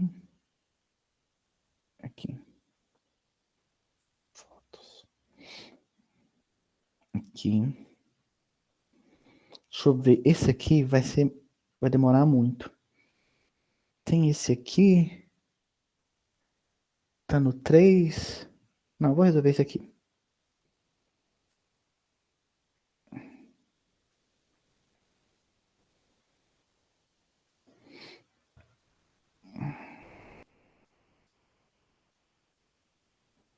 Deixa eu arrumar aqui.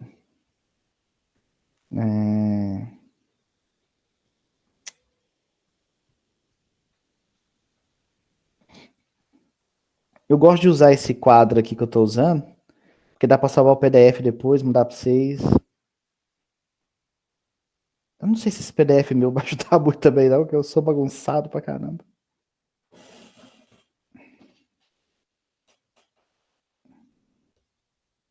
Peraí, que eu tô enxergando aqui.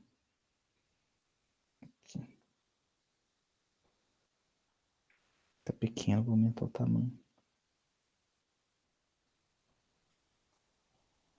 Nossa senhora, peraí, gente. Peguei isso aqui. Pronto. Parece que cortou. Tá, mas forças nesse... Ah, não. Dá pra... Acho que tem as fotos. Acho que tem a resposta, cadê? Aqui.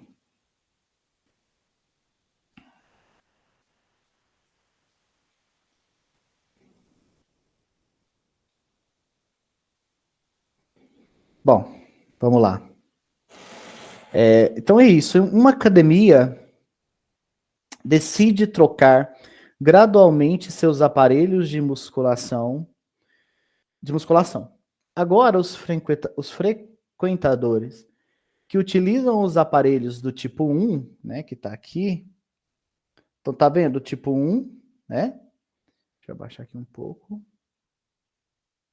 Podem também utilizar os aparelhos do tipo 2, representados na figura, para elevar cargas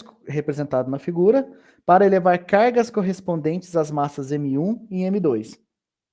Então, aí eu tenho duas massas, né? Mas são dois tipos de aparelhos diferentes, né? Se a gente parar aqui um pouco e analisar, né? A gente vai ver que nós temos o aparelho 1 com 3 roldanas fixas e a gente tem o aparelho tipo 2 com 4 roldanas, sendo que as 3 fixas de antes, mas agora a gente tem uma móvel, né? A móvel é essa que está aí na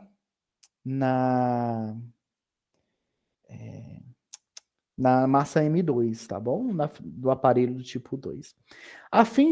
Continuando então, a fim de que o exercício seja realizado com a mesma força F, ou seja, ele já está dando uma dica de que a força deve mudar, porque você teve a adição de uma roldana móvel.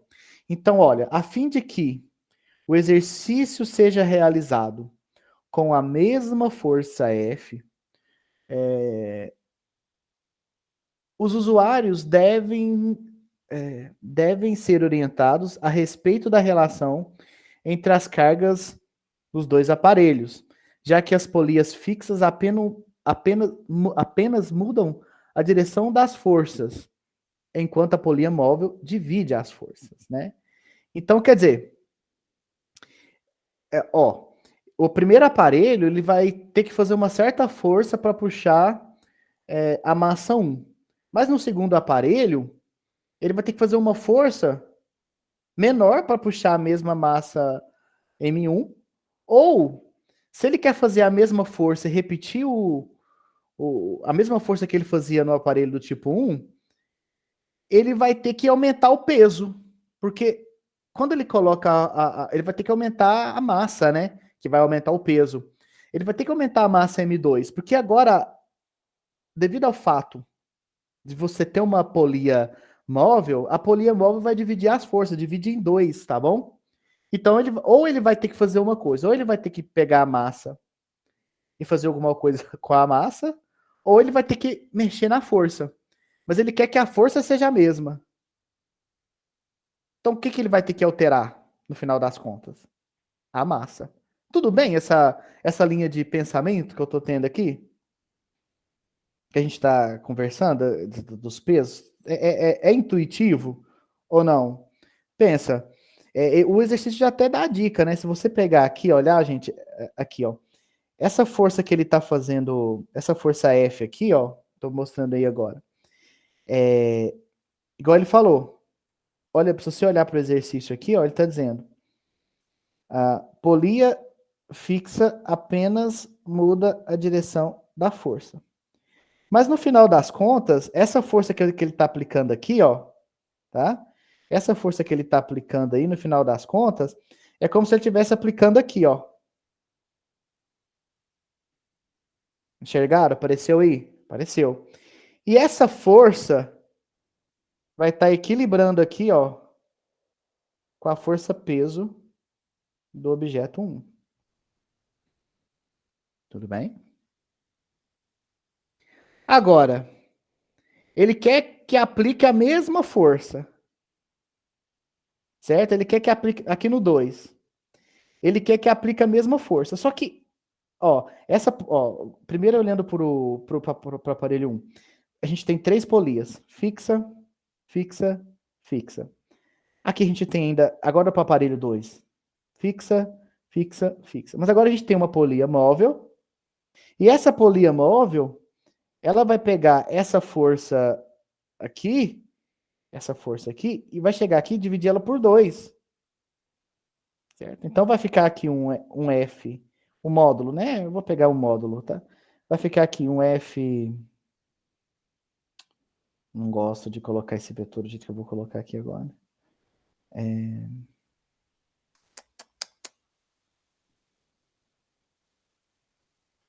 Eu não gosto de colocar assim, mas depois eu explico por quê. Não se divide vetor igual eu tô dividindo aí, assim, a nomenclatura não é boa, tá? Mas vai acontecer o quê? Ele vai dividir essa força em 2, e essa força aqui, vou chamar de, não, na verdade eu vou chamar de outra força. Então, vai ficar... Ele vai ter uma nova força aqui, que eu vou chamar de F', certo? E agora essas duas forças vão ter que equilibrar com o peso 2, certo? Ele quer quer saber qual é a relação entre as massas para que a sensação dessa força que a pessoa que estiver treinando for fazer seja a mesma na presença de uma polia móvel. Então, deixa eu ser mais objetivo aqui.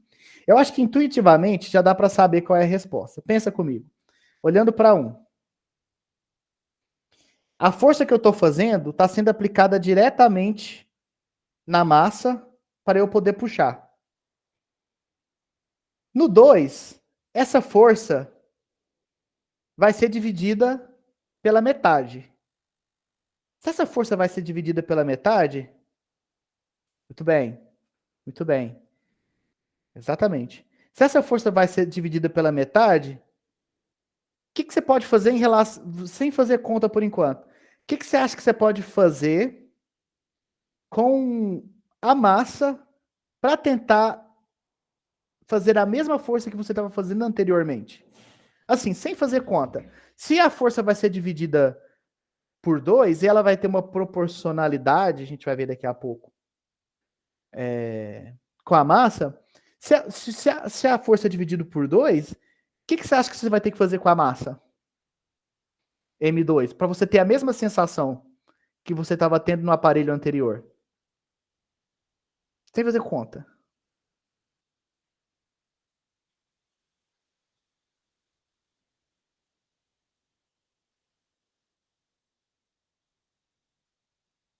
Alguém? O Thiago já deu a resposta. O que você tem que fazer com a massa? 2, para que a sensação de força seja a mesma do aparelho 1, com a massa 1.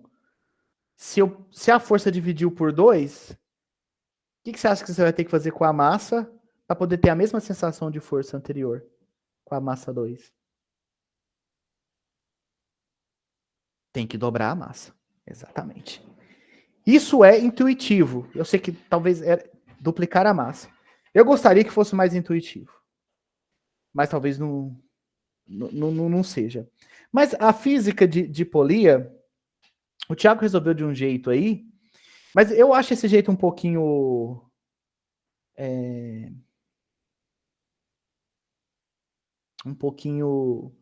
Porque, Thiago, quando você coloca aqui, quer ver? Deixa eu colocar. Que no caso do aparelho 2, a força resultante está colocando que é 2 vezes a força, né? Então, você já está admitindo que você tem que dobrar a força, você viu? Você está admitindo já que você tem que dobrar a força. Entendeu? É uma admissão, é uma suposição que está certa, porque tem uma proporcionalidade, tá bom? Mas tem uma equação que é o seguinte. Eu quero ir por esse lado aqui com vocês, ó. Toda vez que tiver polia, gente, O exercício vai ser polia e peso, tá? Vai ser uma força F aplicada para levantar o peso. Toda vez que tiver polia, ó, a força... Ô, cacete, peraí, eu quero colocar de branco. Toda vez que tiver polia, a força aplicada, o módulo da força aplicado para levantar a massa vai ser igual ao peso dividido, olha que coisa que eu vou colocar, 2 elevado a n. E aí, o que é o n? O n... Número de polias móveis. Muito bem. Número de polias móveis. Número de polias móveis. Bom, no aparelho 1,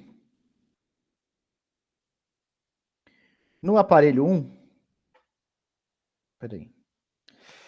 No aparelho 1,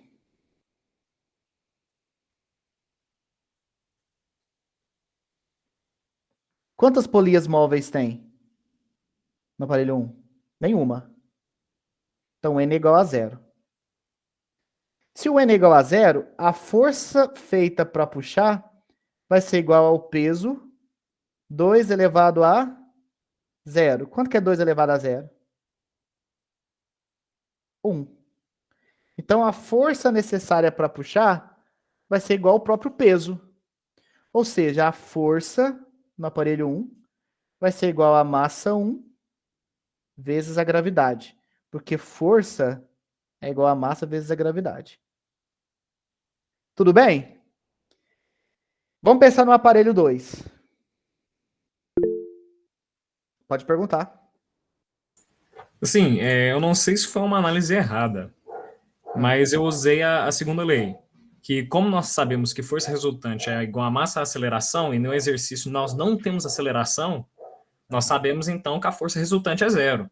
Se a resultante é 0, o vetor para cima e o vetor para baixo eles se anulam. Logo, nós sabemos que F é igual a P1. Aí o mesmo caso lá no aparelho 2.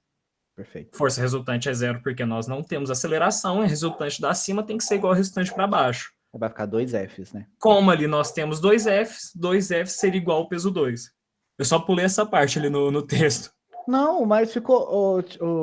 Tiago, a sua análise é perfeita. Só que é o seguinte, você vê que a gente tem que fazer uma análise física antes, porque a sua análise foi... Bom, já que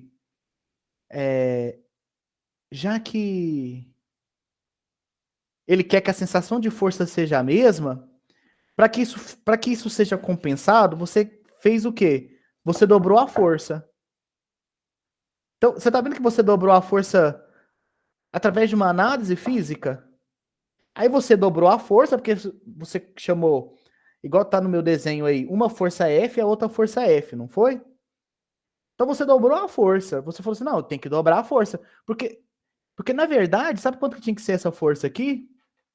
F dividido por 2. Mas você já... Porque ele divide a força por 2. Então a gente já está supondo que a força tem que ser a mesma. Então você tem que dobrar a força. Porque do jeito que tá aí, tá errado. Quer ver? Esse desenho... Não, tá certo. Mas assim, é porque ele vem pós-análise. Que se eu pegar aqui, polias, móveis, força. Eu quero mostrar para vocês como é que é o desenho correto. Só um minutinho. Aqui, ó. Não, esse desenho aqui tá ruim. Não, tá bom. Quer ver? Deixa eu dar um hide aqui. Apresentar outra. Polias. Aqui. Ó. Aqui. Na verdade, esse aqui. Então, aqui nem... Ah, porque tem uma tensão aqui. Deixa eu achar um desenho melhor. Aqui. Não.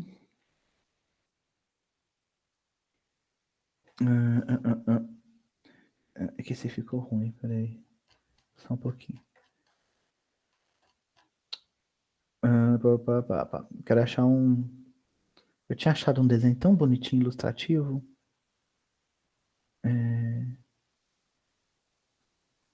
A sua análise está certa, tá, Thiago? Só quero achar um negócio aqui.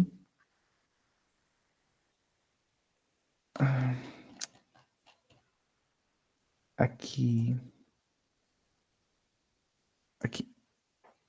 Então, se eu fosse...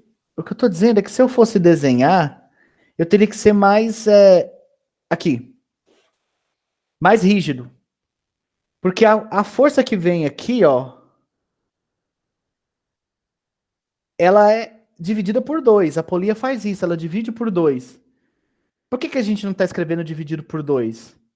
Por causa da análise física, né? A análise física está dizendo que para manter a mesma sensação, eu vou ter que dobrar a força, né? Mas, bom, eu só queria mostrar que para ser bem crítico, né? Eu teria que colocar ali a força dividido por... Deixa eu colocar aqui de novo. Vou dar o share. Voltamos. Para ser bem crítico, eu teria que colocar aqui F dividido por 2, ó. Aí. Mas a gente não está colocando isso por quê? Porque a gente já sabe que vai ter que multiplicar por 2 para compensar. Mas a sua análise, eu acho uma análise muito boa, porque, Tiago, é uma análise física, né? Você não precisava nem fazer conta para descobrir isso daí. Você até fez, mas você não precisaria, não. E eu prefiro... E a gente tem que evitar fazer conta. Apesar que fazer a conta aqui, né, equacionar e tudo, é um processo para a gente desenvolver e discutir, né? A gente está discutindo aqui, pode ser que algum de vocês não entendam agora exatamente o exercício, mas depois releiam e tentam pegar isso aí de novo, tá? Mas vou continuar aqui e a gente volta a discutir essa sua análise. Então, primeiro, partindo dessa equação aqui de novo, ó. Então, essa é a equação para força e polias. Para polia 1, a gente já descobriu aí qual é a força. Agora, qual que é a força na polia 2? Ó, aqui na polia 1, aqui na polia 1 e aqui na 2. Vai ser aqui o peso de 1, né? E aqui vai ser o peso de 2. Dividido por 2 elevado... Quantas polias fixas a gente tem aqui agora? Uma. Então vai ser 2 elevado a 1. A massa do peso 2. A massa do objeto 2 vai ser igual a massa do 2 vezes a gravidade, dividido então por 2. Então é o que a gente sabe finalmente, né? O que acontece com a força quando você coloca uma polia? Ela divide por 2, ó. O que aconteceu com a força quando você compara com a de cima? Divide por 2. Mas ele não quer que as duas forças sejam diferentes, né? Deixa eu mudar aqui para essa página aqui. Configuração para esta página, eu vou botar mais umas linhas aqui. Vou colocar 1200. Pronto. O que ele quer que aconteça aqui nessa... Opa, não tá aparecendo, né? Eu já ia falar a tela travada. Foi mal, desculpa, gente. Ó, então, voltando aí, ó, essa primeira parte aqui, ó, é a força na polia 1. Ficou peso da polia 1 dividido por 2 elevado a 0, onde 0 é o valor de polia móvel, então não tem nenhuma no aparelho 1. 2 elevado a 0 é 1.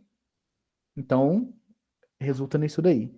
Agora, para outra polia, que é essa daqui de baixo, ó. Desculpa, gente.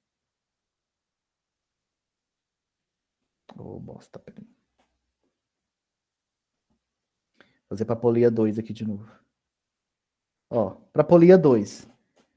Aqui para o aparelho 2.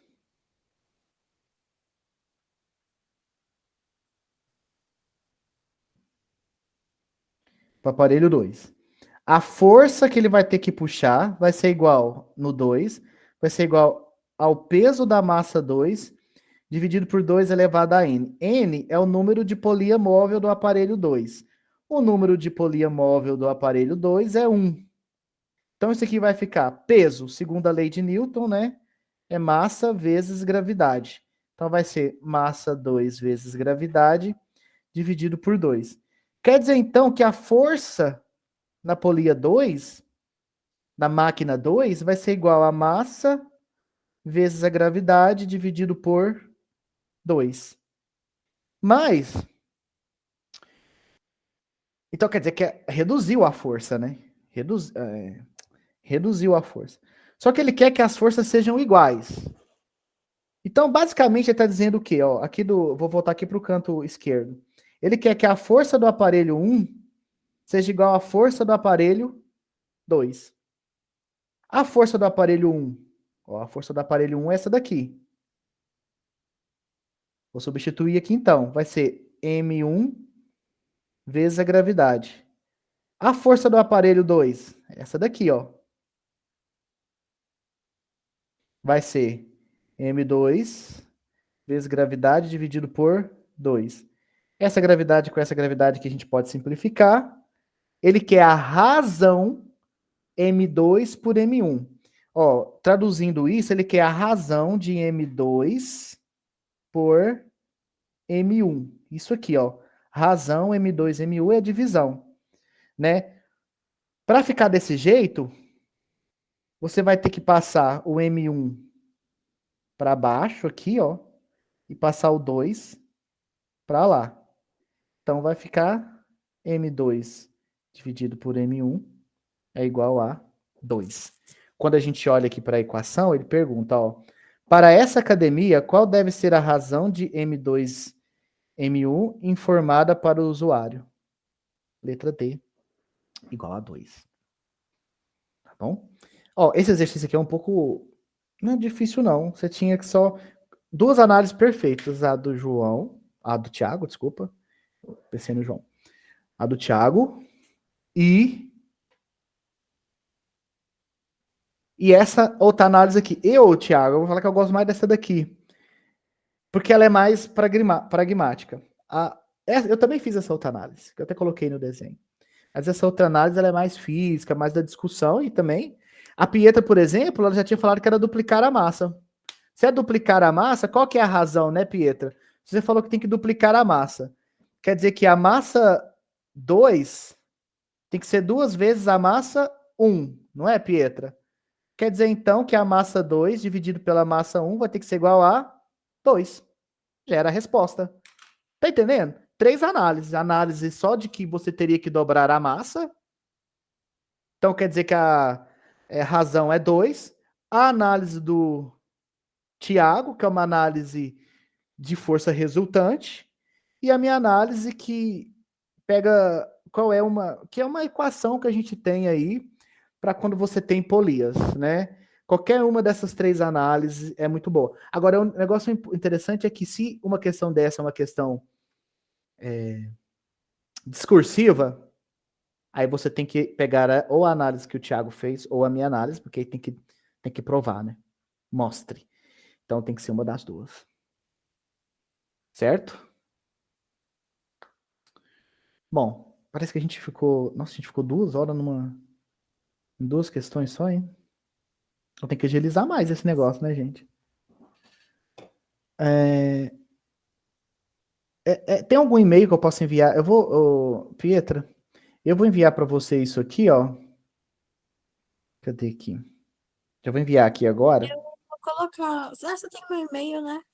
Tenho, eu vou compartilhar isso aqui agora. Tranquilo. Peraí, só um pouquinho. Bom, podem... Peraí.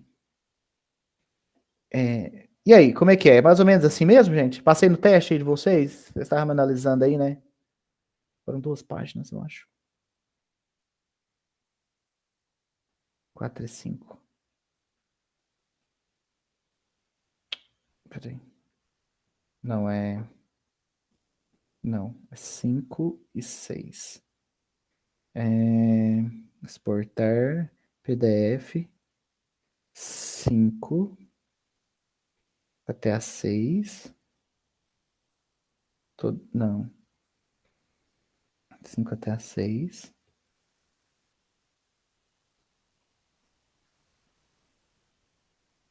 Por e-mail.